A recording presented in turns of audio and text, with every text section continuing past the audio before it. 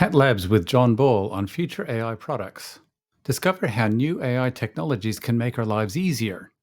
What if our machines simplified how we interact with them instead? In the 21st century, we should be talking to machines as envisaged in the 1960s. We should also have useful robots at home and work to help make our lives easier.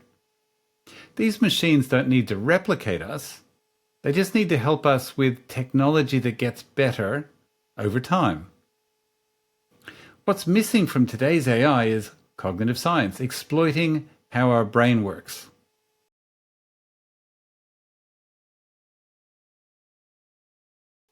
If we can set up a machine to emulate human language, like a person, they can interact with anyone whose language is known.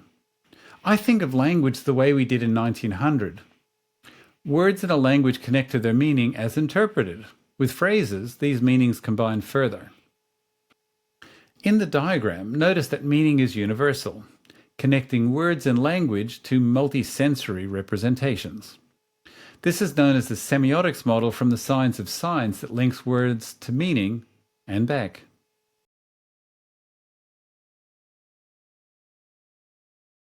Human communications use two interconnected tools.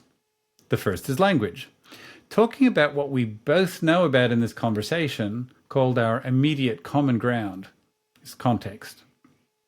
The second is our naming of things and our selection of the names we give to things to be understood. Names and language are both potentially complex. Let's consider some examples. When I say, quote, "She saw the shuttle that Elon launched," unquote, there are two assertions. Firstly, Elon launched the shuttle, and second, she saw the launch. In conversation, you would immediately ask me who she is, of course. That's language.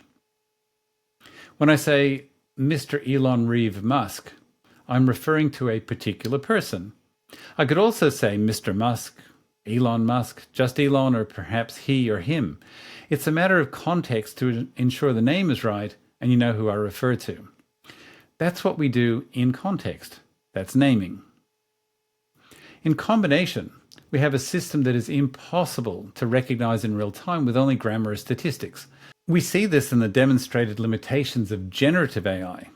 And previously, we saw this in the limitations of the parts of speech model and parsing from the 1960s to the 1990s.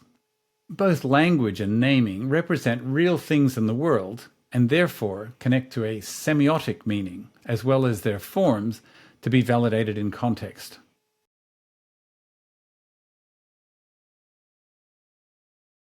That's it for today. If you want to see more, I'm on Twitter/X @JBThinking, on LinkedIn @John S. Ball, on YouTube @JohnBallAI, and Substack John S. Ball @substack.com. Thank you for joining me today, and see you again soon.